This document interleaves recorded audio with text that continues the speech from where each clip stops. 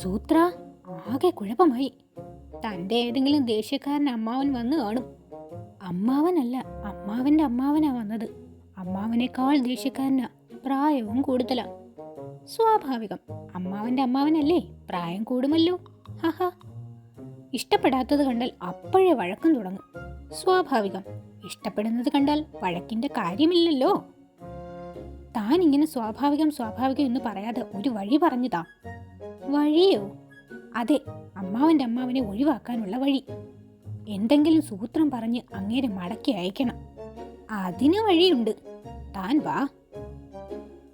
അങ്ങേർക്ക് നല്ല പ്രായമുണ്ടെന്നല്ലേ പറഞ്ഞത്? നല്ല പ്രായമാ, പക്ഷെ സ്വഭാവം നല്ലതല്ല. പ്രായം, അവശത, വിശ്രമം, ആ ലൈനിൽ പിടിക്കാം. നമസ്കാരം, അമ്മാവൻ വന്നിട്ടുണ്ടെന്ന് ശേരു പറഞ്ഞു. അമ്മാവൻ്റെ അമ്മാവനാ സൂത്ര വന്നിട്ടുള്ളത്. നീ എവിടെ പോയിരുന്നു ശേരു? എന്നെ കാണാൻ വന്നതാ. അമ്മാവന് ക്ഷീണമാണെന്ന് പറഞ്ഞു. ഞാനങ്ങനെ പറഞ്ഞോ? മിണ്ടാതിരി. പ്രായമായതിൻ്റെ ക്ഷീണവും അവശതയും മാറാൻ എന്താ ചികിത്സ എന്ന് ശേരു എന്നോട് ചോദിച്ചു. ഓ, ലൈനിൽ പിടിച്ചതാ അല്ലേ? അസുഖം, ക്ഷീണം, മരുന്ന്, ഇതിലൊക്കെ ഞാൻ എക്സ്പേർട്ടാ. ശരിയാ, ഇവിടെ എല്ലാവരും സൂത്രനെ മൂങ്ങാ വൈദ്യർ എന്നാ വിളിക്കുക. തന്നോടല്ലേ പറഞ്ഞത് മിണ്ടാതിരിക്കാൻ? ശരിയാ, ക്ഷീണമുണ്ട്. തനിക്ക് ഇതേപ്പറ്റിയൊക്കെ അറിയാമോ?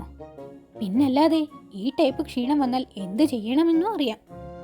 എത്രയും പെട്ടെന്ന് സ്വന്തം ഗുഹയിൽ ചെന്ന് മാക്സിമം റെസ്റ്റ് എടുക്കുക. 1 കിലോമീറ്ററിൽ കൂടുതൽ നടക്കാനും പാടില്ല. പുള്ളി സ്വന്തം ഗുഹയിൽ പോയി വിശ്രമിച്ചോളും. നടത്തം കുറയ്ക്കാൻ പറഞ്ഞതുകൊണ്ട് ഇടയ്ക്കിടയ്ക്ക് വരാനും പോകുന്നില്ല. നടക്കാൻ പാടില്ലെങ്കിൽ ഞാൻ ഇനി എവിടെ അങ്ങ് കൂടാം. എൻ്റെ ഗുഹയിലെത്താൻ ഇവിടുന്ന് 3 കിലോമീറ്റർ നടക്കണ്ടേ?